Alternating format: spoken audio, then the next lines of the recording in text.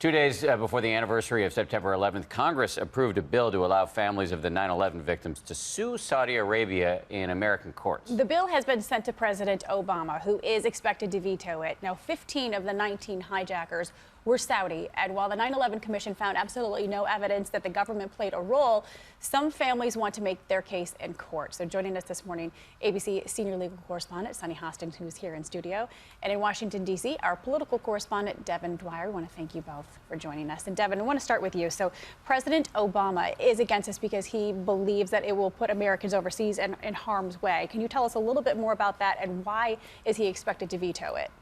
Yeah, that's right, Paula. President Obama is in a very uncomfortable position here. The 9/11 families are furious at him for not supporting this. They were just here in Washington on Friday by the busload to push for this. Here's the thing. The White House says the president is likely to block this thing, and it's because Saudi is a key U.S. ally. Of course, they don't want to get sued in U.S. courts. But I think more important, more concerning to the president, as you said, is the long-term precedent this could set. He worries it could invite retaliation against the U.S. in foreign courts. So are there enough votes in Congress to override his veto? Yeah, Dan, if you take a look at how this thing sailed through Congress, it's one of the few things both Republicans and Democrats agree on around here these days. Overwhelming support. Congress needs 2/3 support in each chamber to override the president. Looks like they have that. Even if some people change their minds, it would be a big embarrassment for Obama.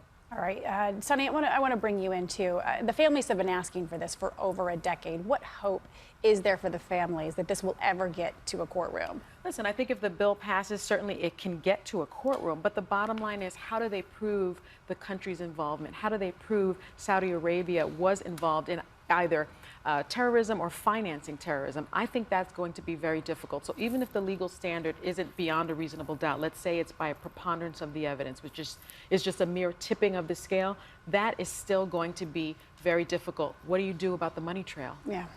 Very short on time here, but does international law trump our law in this system? It does not. Usually governments can't be sued by United States citizens, but this bill will carve out an exception to sovereign immunity, and families would be able to sue. But again, I don't know how successful it's going to be in a courtroom. Sunny, thank you very much.